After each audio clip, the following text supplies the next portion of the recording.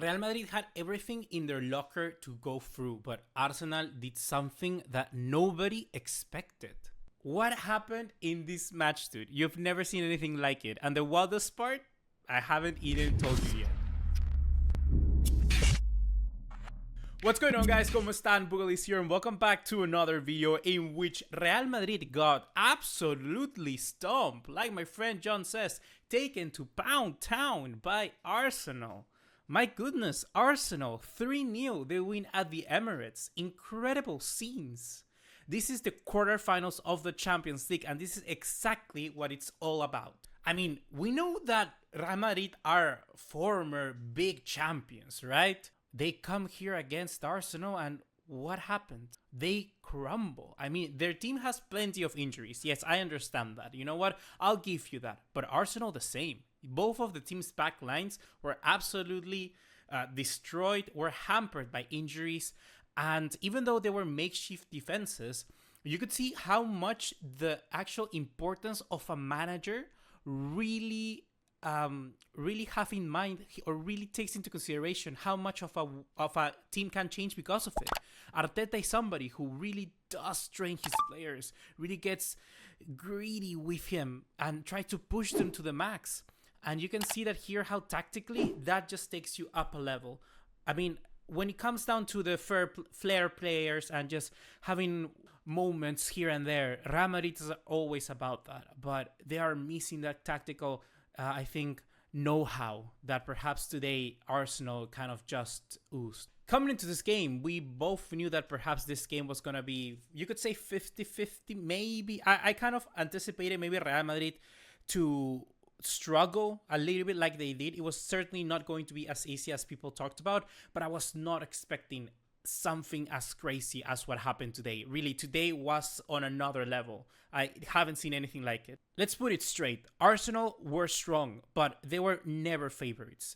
No one is favorites against Real Madrid. Maybe only Barcelona. But they came here today and they handled the business. I want to talk a little bit about the context of this game, right? Because we need to see the main 22 warriors, the guerreros, the fighters of both teams in this game. So let's break it down. Arsenal played with David Raya in the goalkeeper position. Jurrien Timber came back in after maybe having a little bit of an injury in the last two games. Saliba and Jakub Kiwior, the fourth center back, sliding in. And Miles Lewis-Skelly. Absolutely scenes. In the midfield, we have Declan Rice, Thomas Partey, and Martin Odegaard, with Gabriel Martinelli, Mikel Merino as that false nine, and Bukayo Saka. In their hands, Real Madrid went with Thibaut Courtois, Valverde, Raúl Asensio, Rudiger, David Alaba, Rodrigo, Modric, Eduardo Camavinga, and Jude Bellingham. And then up top, Kylian Mbappe and Vinicius Junior. When I look at this team, I analyze it. You know, Real Madrid's team, and on paper, they're quite good. You know what? It's solid. I think Ancelotti took the right decisions. But I think there's one decision that I will forever always punish Ancelotti. And I talked about it in the preview. I talked about it in my TikToks. I talked about it everywhere. And he still made that stupid decision. In the side of Arsenal, I mean, Arteta did a good job. I think he did a good job with what he had. That's the team that he could have put in. That's the best side that he could have played. And it worked out. I think that this is a team mostly about the system. And it shows, right? It shows how much a system can actually change things. And today, Arsenal, my goodness, just a round of applause for what you did today. I think you played absolutely incredible football. However, from those 11 men from Arsenal, certainly one man decided to step up and take over the game. Yeah, I'm talking about him. You know what? Rice. Declan Rice. It was supposed to be Bukayo Saka. You know what? I was saying Bukayo Saka was going to come in here. He was going to be the decisive player. And certainly he had something to prove because of the injury. But no, it was the sweet food of arroz. Arroz is how you say rice in Spanish. Declan Rice, my guy. He came in with the sweetest of right foots. And the first free kick that he scored. Oh my goodness. The crowd goes crazy. It goes silent. Particularly because it's a moment in the game, in the second half, when you just don't anticipate that happening. You know what? We didn't see it coming. There was no way you saw it coming. because the first half was all 50-50. It was very tight. It was a very tight affair. Real Madrid and Arsenal were both very tight. It was very difficult for any of the two teams to get control of the game. A few minutes for Arsenal here, a few minutes for Real Madrid there. But in the second half, it all took a set piece.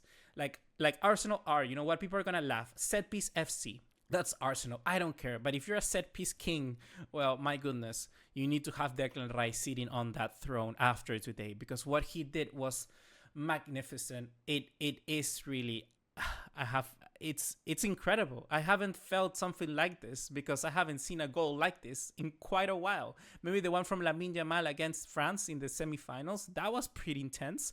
This was very much high up there. It's one of those goals you don't see every day. A wonder strike.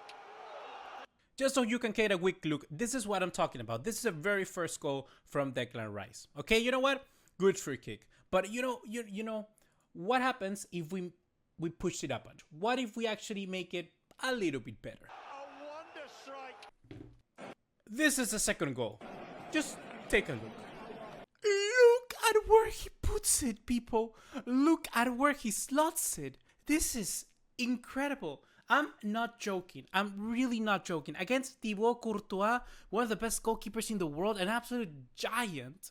And he didn't even have the slightest of chance to get there. He really didn't. These aren't just good goal, guys. Go full screen. This is one of the best free kick goals I've ever seen in my life. I'm not joking. I'm not joking. I've seen Messi. You know what? I'm a freaking Barcelona fan. I saw him score free kicks all the time. The one against Liverpool was insane. But these goals are very much high up there. It's particularly the second one. The second one is exquisite. And you know what? Just when I thought that Declan Rice and his two free kicks had stolen the show, no. I mean, there was a silent hero behind the scenes working up his way, working up the ranks. My goodness. I want to talk about this kid. I want to talk about Miles Lewis-Skelly. 18 years of age.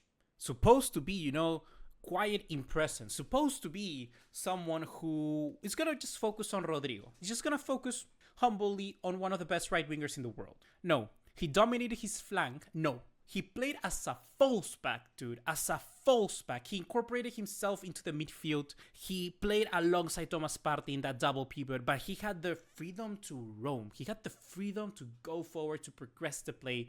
I'm just genuinely left speechless from what I saw from this kid, because I've been expecting, you know, a big game from Arsenal in years, and it certainly is. Maybe, you know what? Maybe it is. Maybe it is the biggest game Arsenal in Arsenal's history, perhaps in recent history. It certainly is. And Miles Lewis-Skelly, this youngster from their own academy, he played out of this world. He really played out of this world. He slotted into that midfield with veteran players like Modric there, like a star in Jude Bellingham, and he dominated. He absolutely dominated. He controlled the tempo. He broke the lines. He stayed calm under pressure. He knew how to connect the passes. He pinged balls here left and right. He was incredible. He really was something outstanding once again, and he delivered the assist for the third goal from Mikel Merino. You know what? So this isn't sort of just a prospect. This was a leader performance from a youngster like him at only 18 years of age. Outstanding stuff. You know, you may think that Barcelona are the only ones producing kids to a highest level, but here Arsenal doing the same. You know what?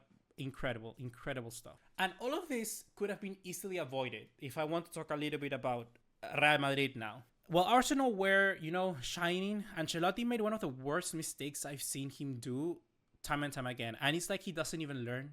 He doesn't even learn. He has dementia or something. Like, sorry, Ancelotti, I respect you too much, but what happened today?